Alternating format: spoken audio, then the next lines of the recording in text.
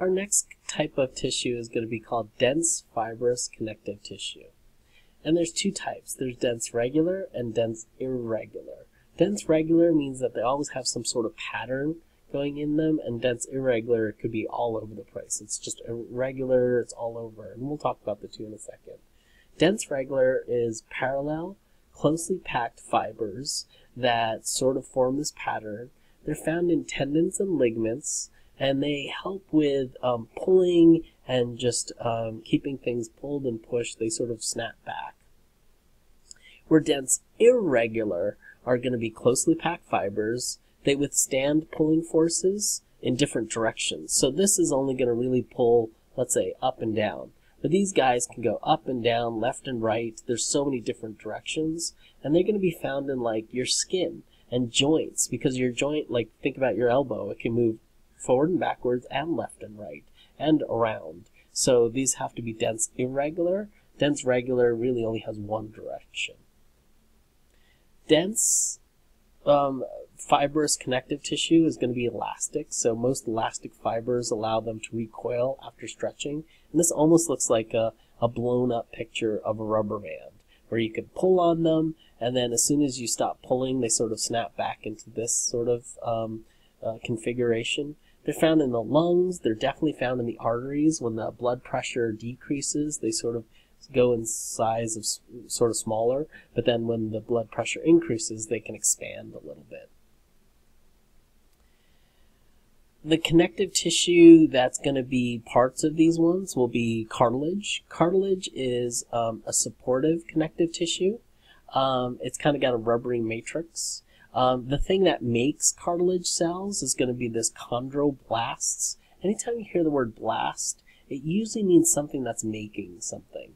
So chondroblasts, and what this is going to make is these things called chondrocytes, which is another name for specific types of cartilage. So it's making cartilage. So produces cartilage matrix.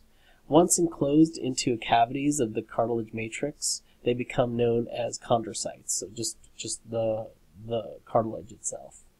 They're avascular. Remember how vascular means that they have connective to blood? So A means doesn't have connection to capillaries in blood. So things have to diffuse in to bring them to them, and waste have to diffuse out.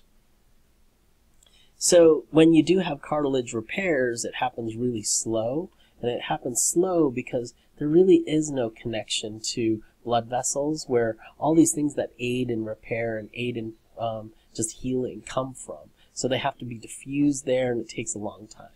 There's three major types of cartilage. There's hiatal, there's fibrocartilage, and elastic cartilage. Hiatal cartilage is the most common type. It's going to be small, clustered. They're for protection, for strength and cushioning, and they're found in the larynx, the trachea, the bronchi. These are going to be sort of thick. They even feel hard when you push on them, but they're actually just cartilage.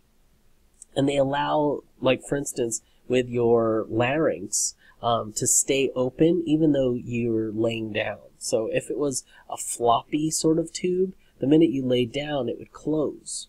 But because there's a little cartilage in it, it stays round, kind of like a garden hose. If it didn't, then anytime you'd lay back or do anything like that, it would collapse and you wouldn't be able to breathe. Fibroid cartilage is going to be, or fibrocartilage, excuse me, is going to be parallel. They're going to be resistant to compression. So they're going to be the kind of shock absorbers that we have, and they're in the middle of our spine. They're little discs that involve over there. Elastic cartilage, these are going to be like our epiglottis, which is the thing that sort of allows our food to kind of go down either our esophagus, or it opens to let air go into our lungs. It's the thing that if you drink and talk at the same time, sometimes water goes in your lung. You actually tricked your epiglottis and made a mistake. But where you might be able to feel it is the external area of your ear. It's elastic, it's fibrous, it's mesh-like if you were to look at it under a microscope, and it just provides for support. Locations of cartilage, they're all over the place. You can see they're in the rib cage itself, and that allows for expanding and contracting of the lungs. You can see that we have some in the nose, of course. We have some in the ears, and then all of the joints, right at the joint area itself, you'll see that we have a bit of cartilage. In our lungs, this area you can actually see without the skeleton. You can see the epiglottis. It's like a little tongue. It sort of moves around. You can see the larynx, the trachea, and then the different parts of the bronchi, what you're seeing over here. And they allow for the tube, this tube, to basically constantly stay open regardless of if you're laying or doing whatever you need to do. If we continue with connective tissue, our next one is bone. And bone provides a framework for the body. It's basically going to be where muscle and tendon attach to. They serve as levers for our muscles to act upon on the body, and they're typically hard. The connective tissue is blood. This one is basically just where I want you to start and know for this class. They, of course, allow for transport of glucose and oxygen and carbon dioxide, and a special type of blood called white blood cells are going to be our immune cells, and they basically fight off bacteria or parasites or so many other things. In Bio 202, we're going to talk about how you can take somebody's blood, basically look for these special things that look like, these are called white blood cells, even though they're purple. And basically, they are elevated when you have a certain problem, and that gives the provider a clue as to what's wrong with you.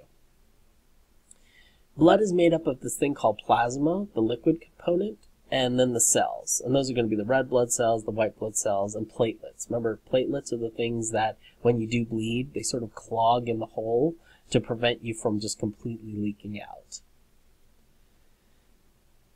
And then let's do muscles in another video.